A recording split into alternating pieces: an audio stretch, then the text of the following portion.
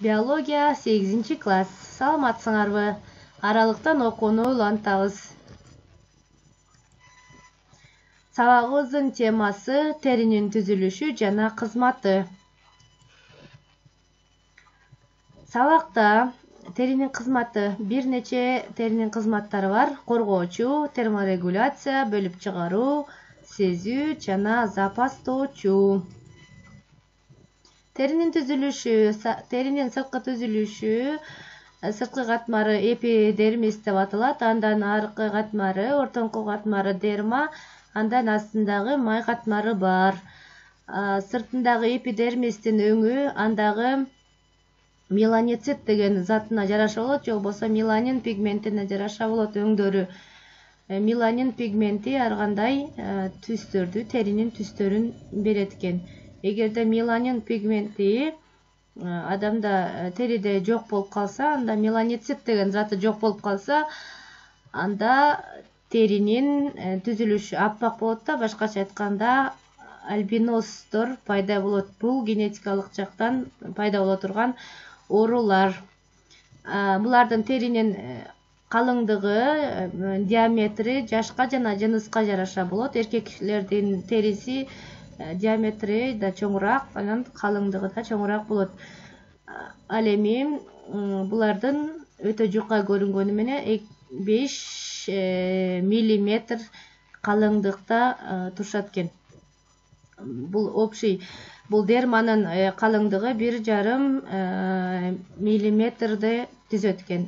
Бул дермада эмнелер бар? Дермада 2 катар кан тамырлар бар, веналык жана артериялык кан тамырлар, капиллярлар бар.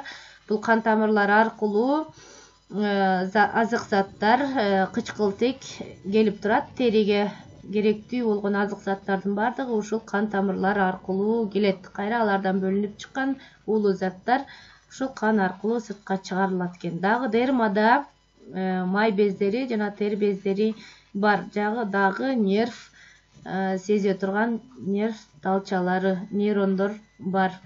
Андан кийин бул май катмары жайгашат. Териде бул сезүү кызматын аткара турган рецепторлор бар дедик. Ысыкты, суукту, катууну, ооруну сезе турган ар биринин өз-өзүнчө рецепторлор кызматын аткарат. Бир нече миллионго жакын рецепторлор бар. Алардын биз 5-өөнү сезе турганды, жылуулукту, ысыкты, муздакты, ооруну сезе турган мына ушул 5 рецептор кызмат аткарат экен. Териде дагы бездер бар дедик. Тер бездери жана май бездери. Бул тер бездеринден тер бөлүнүп чыгарылат. Бул каналы менен толук, түктөрдүн каналы менен чогуу туташ жайгашат. Ал эми май бездери деп атабыз. Бул май бездери дагы ушул түктөрдү майлап туруу кызматын аткарат. Тер бездери терди иштеп чыгат. Бул бөлүп чыгаруу кызматын аткарат. Тердин курамында аминокислоталар, туз кислотасы, натрий хлор, аммиак жана суу болот. Ал эми аны биз билсек болот, бөлүп чыгарууда пайда болгон заттар. Демек, тер бездери терди бөлүп чыгарат. Анын курамында суу, аминокислота, натрий хлор, анан аммиак бар. Тер бездери булар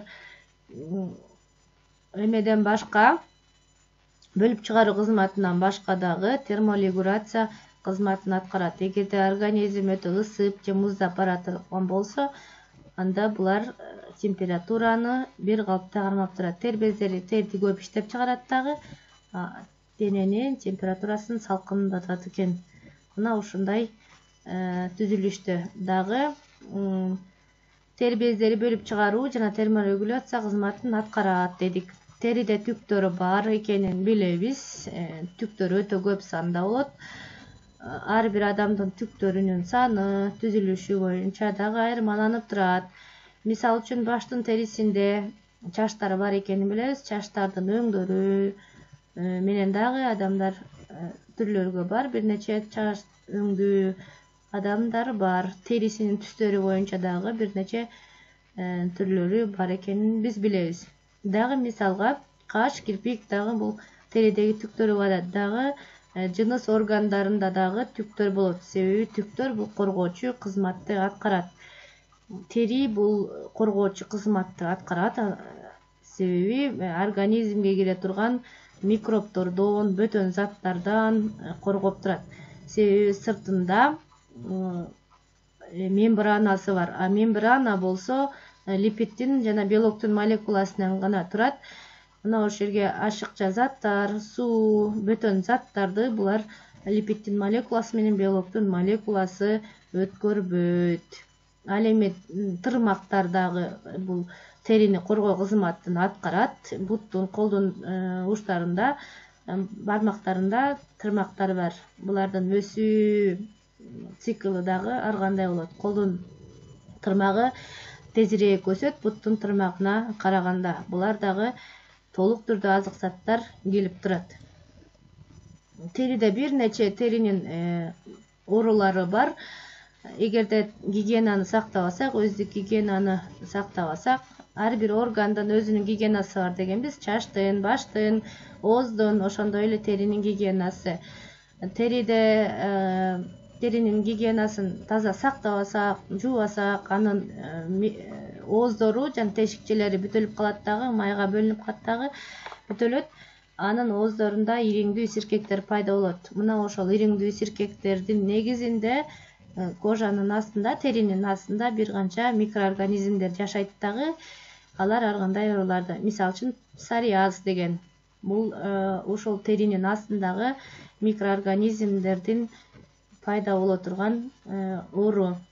Бул микоза, бул грибоктор. Грибоктор организмдеги теринин астында грибоктор жашап калат дагы. Мына ошол терилер бузат дагы ар кандай оорулар. Микозанын чачтын, баштын, дагы колдун, буттун микозасы. Микозанын бир нече түрлөрү бар. Ал эми экзема. Бул экзема деген колдун терисинин бузулушу, мындай өнөкөт жараларды пайда болуштан келип чыгат. Өнөкөт иммунитеттин начарлашы дейт. Өнөкөт иммунитет слабый, дайыма алсыз иммунитет менен жүргөн адамдарда жана катуу стресстен улам пайда болот. Эгерде адам ачууланса, ачуу тамакты жесе, эгерде ошондой булар дүүлүгөт дагы. Себеби мунун астында микроорганизмдер, курттар жашайт. Же болбосо кандын курамында курттардын негизинде кожанын сыртына бузат. Бүт бардыгы тең ушул курттардын негизинде кожада оорулар пайда болот. Кожанын бир нече, теринин бир нече оорулары бар. Мен адатта 3 гана мисал келтирип кеттим. Эми терини таза сакташ үчүн көбүрөөк бассейнге, сууларга, көлмөлөргө түшүп туруу кажет. Теринин түктөрүндөгү тешикчелер аркылуу дем алып турат. Ошондуктан муну терини таза кармашыбыз керек. Мына ушун менен тери жөнүндө жалпы түшүнүккө ээ болдуңар деп ойлойм. Үйгө тапшырма теринин гигиена эрежелерин аныктап дептерибизге жазабыз. Сабагым аягына келип жетти. Саламатта калгыла.